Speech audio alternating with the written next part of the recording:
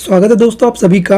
और आज की इस वीडियो में हम लोग डिस्कस करेंगे कि जब आप लोग नागपुर यूनिवर्सिटी के कैंपस में एडमिशन लेते हो और जो नागपुर यूनिवर्सिटी की एफिलिएटेड कॉलेज है उसमें एडमिशन लेते हो तो क्या डिफरेंस होता है। दोनों ही डिफरेंस को बहुत ही बेसिक लेवल से समझेंगे। सबसे पहले आप ये समझ लो कि कैंपस में पढ़ने के बहुत सारे फ़ायदे हैं और सेकेंड थिंग ये कि अब जो कैंपस है उसके जितने भी डिपार्टमेंट हैं वो ऑटोनॉमस हो चुके हैं। ठीक है, तो पहली चीज़ ये कि यहाँ पर भी ऑटोनॉमस में ही पढ़ना है आपको, लेकिन ये यूनिवर्सिटी के अंदर है, सबसे पहला फ़ायदा। दूसरा फ़ायदा ये कि जो इंस्टीट्यूट ऑफ साइंस जैसी कॉलेजेस है ये ऑटोनॉमस ज़रूर है, लेकिन ये जो कैंपस है उससे बाहर है। पहले वो कैंपस की हिस्सा हुआ करती थी जब नागपुर यूनिवर्सिटी न्यू इस्टेब्लिश होने की थी, तो जो नागपुर यूनिवर्सिटी का ऑफिस था वो इंस्टीट्यूट ऑफ साइंस के बाजू में था, तो लोग ऐसा मानते थे कि जो इंस्टीट्यूट ऑफ साइंस है वो एक कैंपस का हिस्सा है। लेकिन आपको पता है कि जो इंस्टीट्यूट ऑफ साइंस है वो ऑटोनॉमस कॉलेज है। अब हम डिफरेंस देखेंगे कि कितने सारे फ़ायदे हैं और आप लोगों को कैंपस में एडमिशन लेना चाहिए या फिर किसी कॉलेज में एडमिशन लेना चाहिए या फिर आप लोगों को इंस्टीट्यूट ऑफ साइंस जो कि एक ऑटोनॉमस डिपार्टमेंट है उसमें एडमिशन लेना है। तीनों ही क्वेश्चन को डिटेल में डिस्कस करेंगे। और उससे पहले मैं आपको बता दूं कि जो नागपुर यूनिवर्सिटी का एडमिशन है उसको हम लोग पूरा कवर करने वाले हैं, तो आप लोग को इस चैनल को सब्सक्राइब करके बेल आइकन को दबाना है, क्योंकि कभी भी वीडियोस आ जाती है तो आप लोग को अप टू डेट रहना इंपॉर्टेंट है। ठीक है, तो सबसे पहला फ़ायदा और डिफरेंस यही है कि कैंपस नागपुर यूनिवर्सिटी के अंदर आता है, लेकिन वो अब नागपुर यूनिवर्सिटी से एफिलिएटेड नहीं है, वो ऑटोनॉमस बॉडी है।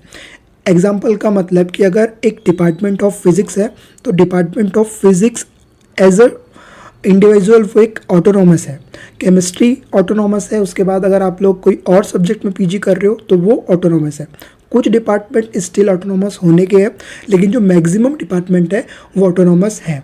ठीक है, फ़ायदा ये है कि जब आप यूनिवर्सिटी से पोस्ट ग्रेजुएशन करते हो तो थोड़ा सा उसका जो भार है वो ज़्यादा होता है बी कंपेयर टू जब अगर आप लोग शिवाजी साइंस कॉलेज से एडमिशन कर रहे हो या फिर आप लोग अंबेडकर कॉलेज से एडमिशन कर रहे हो, तो इसमें ये बेसिक डिफरेंट है कि थोड़ा सा भार रहता है क्योंकि आप यूनिवर्सिटी से बहुत करीब रहते हो। तो जो यूनिवर्सिटीज़ की एक्टिविटीज़ है उसमें आप लोग ज़्यादा पार्टिसिपेट रहते हो, तो आपको लगता है कि हाँ आप एक यूनिवर्सिटी से पीजी कर रहे हो। और सबसे इम्पॉर्टेंट चीज़ जो नंबर 2 है हमारा कि आप जब पीजी करते हो तो उसके बाद आप लोग को पीएचडी करना होता है, तो पीएचडी आप लोग आसानी से उसी डिपार्टमेंट में या उसी यूनिवर्सिटी से कर सकते हो।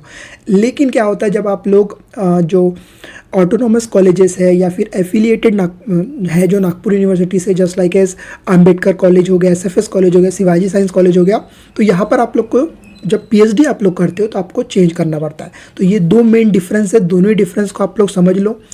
अगर मैं बात करूं तो आप लोग का पहला प्रेफरेंस कैंपस होना चाहिए क्योंकि आपको यूनिवर्सिटी से पीजी करना है, लेकिन आप लोग जो अंबेडकर कॉलेज है वहाँ से भी एडमिशन कर सकते हो, शिवाजी साइंस से भी कर सकते हो, और आप लोग जो ऑटोनॉमस बॉडी है इंस्टीट्यूट ऑफ साइंस वहाँ से भी कर सकते हो कि बहुत पुराना कॉलेज है, बहुत ही जाना माना कॉलेज है, कैंपस से पुराना है, तो वो भी आप लोग के लिए इंपॉर्टेंट है।